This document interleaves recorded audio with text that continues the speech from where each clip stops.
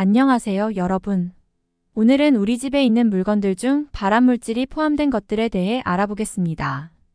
우리가 일상적으로 사용하는 물건들이 건강에 어떤 영향을 미칠 수 있는지 함께 확인해 볼까요? 생활용품 중 집에 놔두면 치매, 암, 만성질환을 유발하는 물건들이 있습니다. 무심코 집에 놔둔 생활용품이 신경 독성 물질을 발산하고 호르몬 교란을 일으켜서 건강을 해칠 수 있습니다. 지금 집에 갖고 계시다면 당장 버려야 할 발암물질을 일으키는 생활용품을 함께 알아보겠습니다. 최근 요가 매트에서 발암물질이 검출되어 많은 주목을 받고 있습니다. 특히 단쇄염화 파라핀이라는 물질이 문제가 되고 있는데요. 이 물질은 고무, 페인트, 플라스틱의 가소제나 난연제로 사용되며 자연환경에서 분해되지 않고 동식물 체내에 축적되어 면역체계 교란과 중추신경계 손상을 일으킬 수 있습니다. 국제암연구소 IARC는 단쇄염화 파라핀을 인체 발암 가능물질 2B 등급로 분류하고 있습니다. 대전 충남 소비자연맹이 시중에 판매 중인 요가 매트 10개 제품을 대상으로 안전성을 평가한 결과 휠라 제품에서 단쇄염화 파라핀이 기준치보다 29배 초과 검출되었습니다. 이 외에도 일부 제품에서는 표시 기준을 충족하지 않아 개선이 필요한 것으로 나타났습니다. 요가 매트를 선택할 때는 천연 고무나 TPE 소재의 매트를 고려하는 것이 좋습니다. 천연 고무는 세균 증식을 억제하고 TPE는 환경적으로 안전한 소재로 알려져 있습니다. 인테리어용 조화에서 검출된 발암물질과 환경호르몬 문제는 최근 많은 주목을 받고 있습니다. 특히 단쇄염화 파라핀이라는 물질이 문제가 되고 있습니다. 이 물질은 잔류성 유기오염 물질로 눈과 피부에 자극을 주고 면역계와 중추신경계를 교란시키며 성장 발육지연과 호르몬 불균형을 유발할 수 있습니다. 국제암연구소 IARC는 단쇄염화 파라핀을 인체 발암 가능물질 2B 등급로 분류하고 있습니다.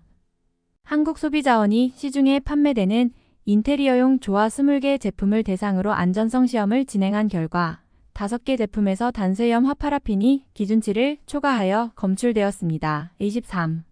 일부 제품에서는 기준치를 70배 이상 초과한 경우도 있었습니다. 3. 이러한 문제를 피하기 위해서는 인테리어용 조화를 오랫동안 사용하지 않거나 자주 환기를 시켜주는 것이 좋습니다. 또한 친환경 소재로 만들어진 제품을 선택하는 것도 하나의 방법입니다. 드라이클리닝 후 옷을 비닐에 그대로 보관하는 것은 여러 가지 건강 문제를 일으킬 수 있습니다. 주요 문제는 다음과 같습니다. 드라이클리닝 과정에서 사용되는 트리클로로에틸렌 화학물질은 휘발성 유기화 합물로 옷에 남아 있을 수 있습니다. TCE는 파킨슨병 발병 위험을 높일 수 있으며 장기간 노출 시 신경계에 해를 끼칠 수 있습니다. 포름알데히드 HCHO 드라이클리닝 후 옷에서 나는 기름 냄새는 포름알데히드 때문일 수 있습니다. 이 물질은 국제암연구소 IARC에서 발암물질로 분류되었으며 알레르기, 습진, 천식, 기관지염 등을 유발할 수 있습니다. 안전한 보관 방법. 드라이클리닝 후 옷을 받아오면 즉시 비닐을 제거하는 것이 좋습니다. 옷을 34시간 정도 통풍이 잘 되는 곳에 두어 유해 물질이 휘발되도록 합니다. 햇빛이 있는 곳에 옷을 널어두면 휘발성 유기화 합물이 더 빨리 증발할 수 있습니다. 드라이클리닝 맡겼던 옷들은 세탁소에서 비닐에 싸서 돌려주는데요. 많은 분들이 이 비닐을 벗기지 않고 그대로 옷장에 넣어서 보관하곤 하십니다. 하지만 앞으로는 옷을 받자마자 비닐을 곧바로 벗기시길 바랍니다. 종이 호일을 사용할 때 주의해야 할 몇 가지 사항과 문제점이 있습니다. 종이 호일은 일반적으로 220도 이하의 온도에서 사용하는 것이 안전합니다.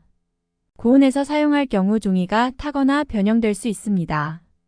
종이 호일은 실리콘 코팅이 되어 있어 고온에서 사용하면 미세 플라스틱이 나올 수 있습니다. 이는 건강에 해로울 수 있으므로 주의가 필요합니다. 기름을 많이 사용하는 음식을 조리할 때 종이 호일을 사용하면 기름이 종이에 흡착되어 종이가 불투명해질 수 있습니다.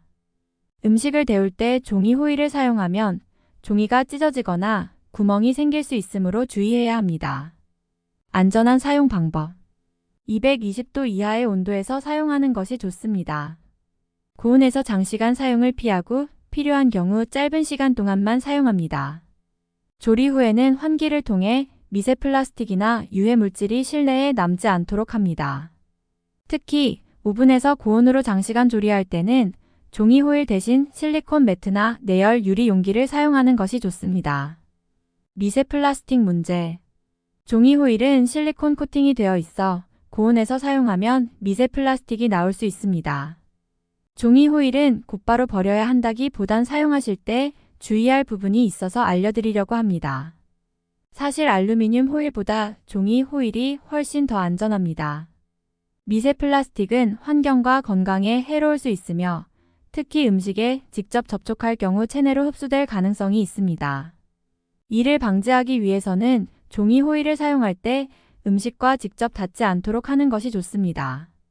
오래된 프라이팬을 계속 사용하는 것은 여러 가지 건강 및 안전 문제를 일으킬 수 있습니다.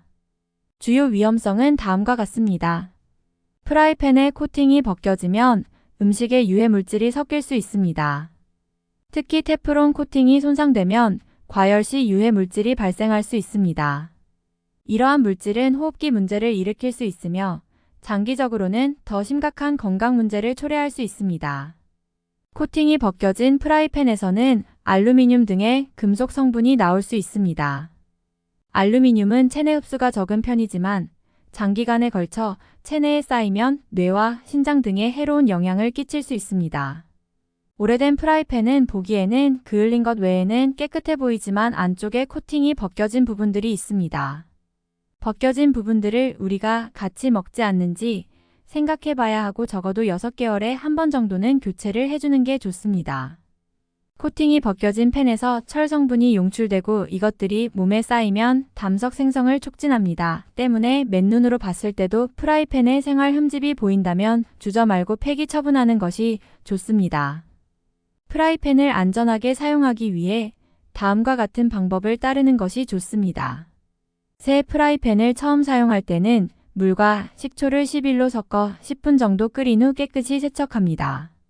세척 후 식용유를 얇게 발라 가열하는 과정을 34회 반복하여 기름 코팅을 형성하면 프라이팬의 수명을 늘릴 수 있습니다. 1.